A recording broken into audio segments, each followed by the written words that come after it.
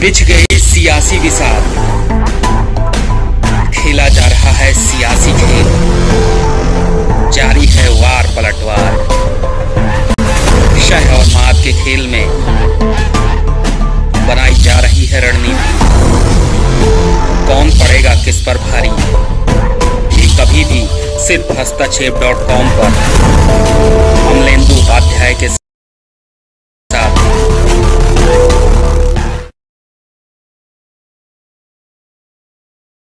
लोगों ने उनका पूरा साथ दिया था।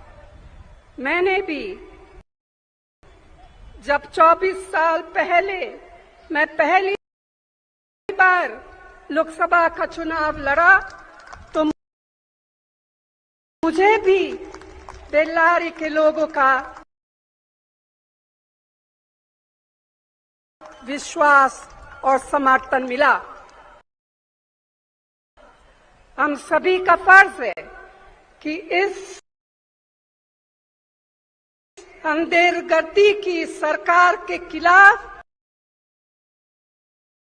आवाज बुलंद करें। तो सोनिया गांधी को आप सुन रहे हैं। सोनिया गांधी ने यह भी कहा था कि बीजेपी के नेता धमकी देते हैं कि अगर वो नहीं जीते तो कर्नाटक के लोगों को पीएम मोदी का आशीर्वाद नहीं मिलेगा और दंगे होंगे। मैं बीजेपी को बताना चाहती हूं कि कर्नाटक के लोग किसी के आशीर्वाद पर नहीं बल्कि अपनी मेहनत पर भरोसा करते हैं। सुनिए सोनिया गांधी को। आज हालत यह है कि ये खुलेआम धमकी देते हैं, कहते हैं कि अगर ये जीत नहीं होते तो कर्नाटका को मोदी जी का आशीर्वाद नहीं मिलेगा। कहते हैं कि भाजपा हार गई तो यहाँ बहुत झगड़ा हो जाएंगे। मैं आपकी तरफ से इनसे कहना चाहती हूँ कि कर्नाटक के लोगों को इतना बेबस और लाचार मत समझे। कर्नाटक के लोग किसी के आशीर्वाद पर नहीं, अपनी मेहनत और संकल्प पर भरोसा करते हैं। कर्नाटक के लोग डरपोक नहीं, लालची नहीं है कि आप उन्हें फुसला दें। कर्नाटक के लोग 10 मई को आपको बताएंगे कि वे किस मिट्टी से बने हैं। तो कर्नाटक के लोग 10 मई को आपको बताएंगे कि वो किस मिट्टी के बने हैं। बहुत बड़ी बात यहां कल सोनिया गांधी का भाषण बहुत ही शानदार भाषण था।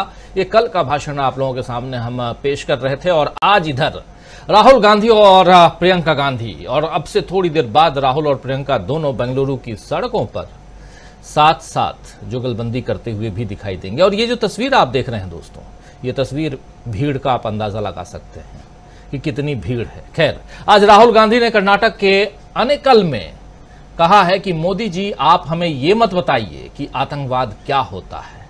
जब बीजेपी के नेता खड़गे जी की हत्या की बात करते हैं तो मोदी जी एक शब्द नहीं हैं और हमें आतंकवाद के बारे में बताते हैं। प्रधानमंत्री जी, मेरे परिवार के 2 सदस्य शहीद हुए, आप मुझे आतंकवाद के बारे में कैसे सिखाओगे? आप तो 24 घंटे सिक्योरिटी के पीछे छुपे रहते हो। सुनिए राहुल गांधी। जब बीजेपी के नेता खारगे जी की हत्या करने की बात करते हैं तो प्रधानमंत्री एक शब्द नहीं कहते हैं और हमें आतंकवाद के बारे में बताते हैं। कांग्रेस पार्टी के नेता, 2 प्रधानमंत्री और 1 चीफ मिनिस्टर आतंकवाद के कारण मारे गए, शहीद हुए। प्रधानमंत्री जी, मेरे परिवार के 2 सदस्य शहीद हुए हैं, आप मुझे आतंकवाद के बारे में कैसे सिखाओगे? आप तो 24 घंटा सिक्योरिटी पीछे छुपे रहते हो। जनता के बीच में आओ, जनता के साथ चलो। और आपके नेता, जब हमारे नेता खारगे जी की हत्या करने की बात करते हैं तो इसके बारे में आपको बोलना चाहिए, और खारगे जी के बारे में तमीज से बात करनी चाहिए आप। तो के जी के बारे में इससे आपको छोटी मोटी बात नहीं कह रहे हैं। यहां पर एक आत्मविश्वास राहुल गांधी का साफ झलक रहा है। कांग्रेस महासचिव प्रियंका गांधी ने भी कर्नाटक के मुदबिद्री में एक जनसभा को संबोधित किया और प्रधानमंत्री को सीधा उन पर अटैक करते हुए, हमला करते हुए उन्होंने कहा कि प्रधानमंत्री जी आतंकवाद के बारे में हमें मत बताइए।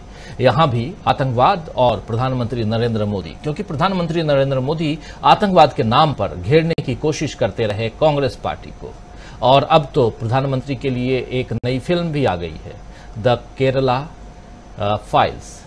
तो खैर उसकी चर्चा कश्मीर फाइल्स आप लोगों ने देखी ली है, जिसका प्रचार खूब किया प्रधानमंत्री नरेंद्र मोदी ने।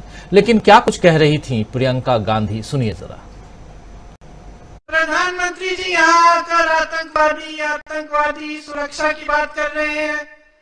मैं उनको बताना चाहती हूँ कि यहाँ कर्नाटका में किसान आत्महत्या से, आपको मालूम है कि हर रोज 5 किसान आत्महत्या से मर रहे हैं।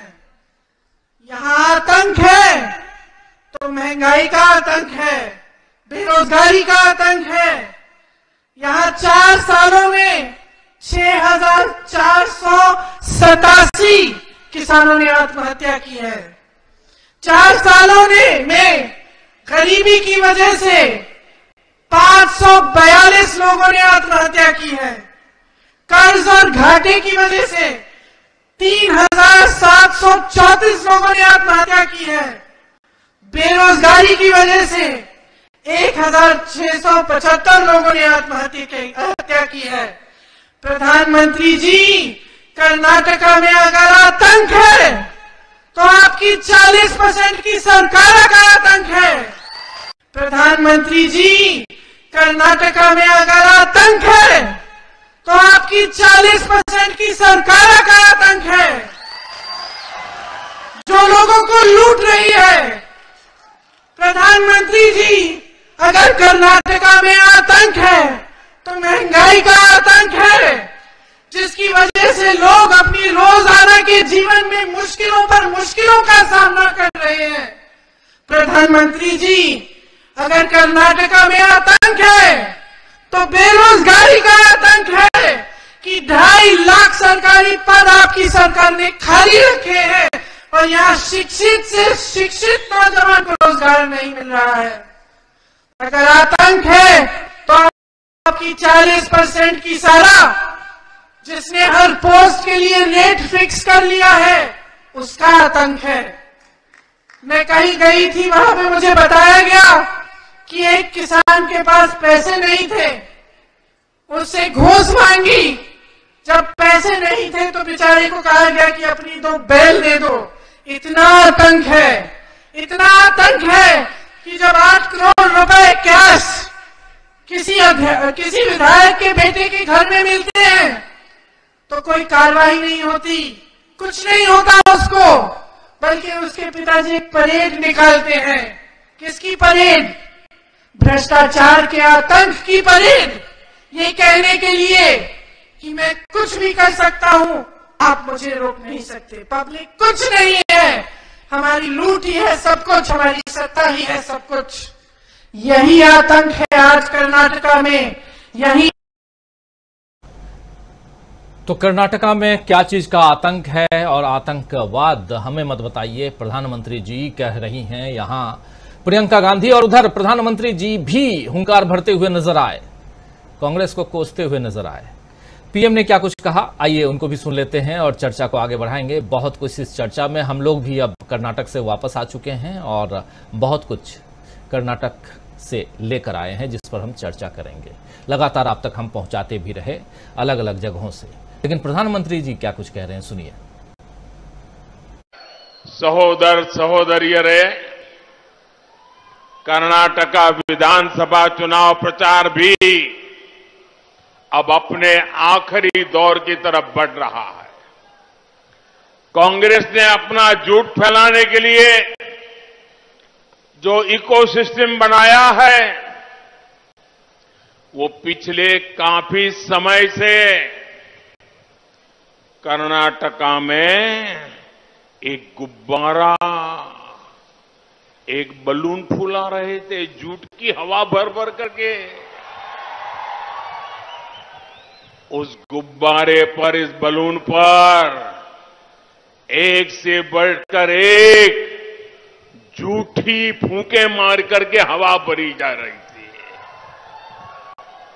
ऐसे ऐसे झूठ, ऐसी ऐसी बातें जिनसे जमीनी सच्चाई बिल्कुल अलग थी, कर्नाटका की जनता जानती थी कि कांग्रेस का इकोसिस्टम चाहे जितना बड़ा गुब्बारा फुला ले, कोई फर्क नहीं पड़ेगा।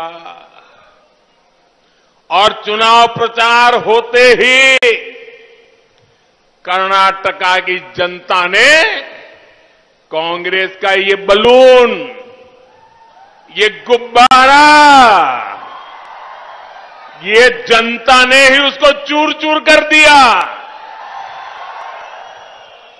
अब कांग्रेस तो जनता के सामने प्रधानमंत्री नरेंद्र मोदी और बात रख रहे हैं कांग्रेस की, हो भी क्यों नहीं, क्योंकि सामने कांग्रेस है और बहुत मजबूत चुनौती कांग्रेस पेश कर रही है कर्नाटक में। और इसी कर्नाटक चुनाव में अब लिंगायत संप्रदाय के एक शक्तिशाली समूह जो है वो है वीरशैव लिंगायत फोरम ने कांग्रेस का समर्थन करते हुए एक ओपन लेटर जारी किया है। वीरशैव लिंगायत फोरम ने लिंगायत समुदाय के सदस्यों से चुनाव में, ये जो 10 तारीख को चुनाव है उसमें कांग्रेस के उम्मीदवारों को वोट देने का आग्रह किया है। लिंगायत समुदाय बीजेपी का एक पारंपरिक बैंक रहा है, आप सबको पता है, और येदुरप्पा साहब वहीं से आते हैं जो नाराज बताए जाते रहे हैं। हालांकि येदुरप्पा के बेटे जो है वो चुनाव लड़ रहे हैं, बीएस येदुरप्पा की मैं बात कर रहा हूं, वो चुनाव लड़ रहे हैं पारंपरिक सीट से। तो लिंगायत समुदाय का, वीरशैव लिंगायत समुदाय जो है वो अगर इनके साथ बीजेपी के साथ नहीं और कांग्रेस के साथ अगर आ गया है तो क्या कांग्रेस को इससे कितना बेनिफिट मिलने वाला है, इसकी चर्चा भी करेंगे।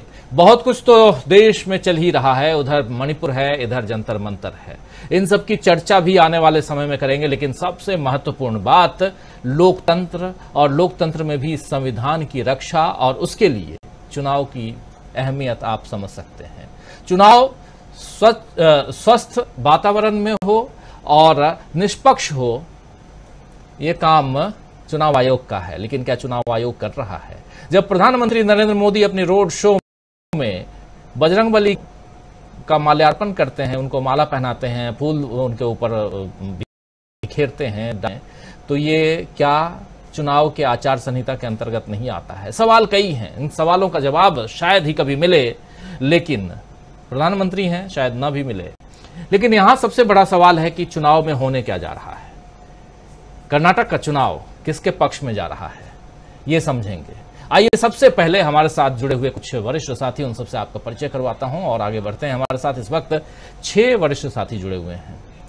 हमारे साथ प्रोफेसर अखिल स्वामी जी जुड़े हुए हैं, हमारे साथ जुड़े हुए हैं सुनील शुक्ला जी, हमारे साथ जुड़े हुए हैं प्रेम कुमार जी, हमारे साथ जुड़े हुए हैं प्रशांत टंडन जी, अभी लौट के आए हैं कर्नाटक से, और हमारे साथ जुड़े हुए हैं 2 और साथी, दीपक पाचपोर जी